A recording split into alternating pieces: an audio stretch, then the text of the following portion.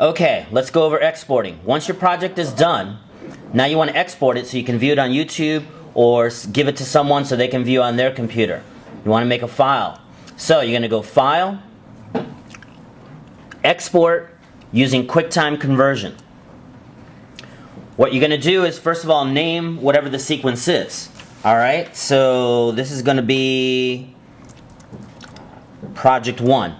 Don't name it the same thing that you named your regular project. Alright? And you should put your name on it. And make sure that you save it in your folder. Alright, so there it is. Now, down here where it says Format, QuickTime Movie, Options, so many options to go through. Alright? They're going to be written down. We're going to keep it simple. We're going to do two versions. First, I'm going to do the small one. The small one is something that you would put on your iPhone or make a podcast or something that you're viewing right now on this tape. So settings. Let me click on it. Compression type, H264. That's a standard format for podcasts and for YouTube, things like that. So you get good quality. Frame rate, we're going to leave it at current. Current is also what? 2997 or 30 is what we recorded at. Keyframes. We're not going to do any keyframes. We're going to make that automatic. We're going to uncheck frame reordering because that makes the project a lot bigger. So turn off frame reordering. Quality, we're going to keep it at high. The naked eye really can't see the difference between the high and the best. Maybe even medium as well is still going to come out well. If you shot good video, it's going to come out well using any of these three settings.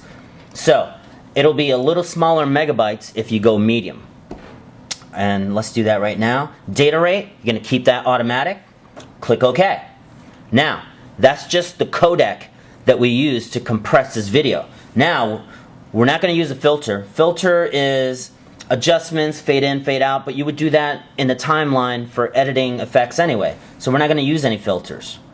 The next thing is the size. The size is 320/240. That's exactly half the size of regular size video. So regular size video is 720/480. I know the math is a little bit off with the 720/480 because of the new widescreen cameras. So anyway, half is 320/240. And we're going to leave these boxes unchecked. Click OK. Now, that's just the settings for the video. Now we're going to change the settings for the audio.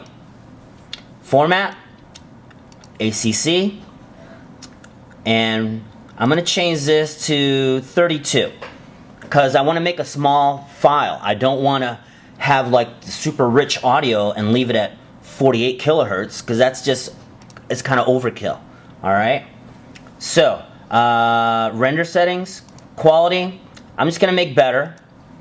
Normal would have been fine too. And target bitrate, I'm going to leave it 96, but usually around 128 is where I stay. That's it. Click OK. Prepare for internet streaming. You can have that checked or unchecked. I've never seen a difference whether it's checked or unchecked. I've done this a million times and I've never seen it be a little faster by having this box checked. I click OK. Now, I named it, I told it where to go, my settings are all set, and I click Save. And it'll start rendering. And once it starts rendering, then we'll look to see what that video looks like. Now, it's going to take a little bit of time because I had some stuff in here that had to be rendered. So about 3 minutes. Now remember, this is a simple 2-minute project right here. If you guys go crazy with effects, titles, and stuff, it's going to take even longer to render.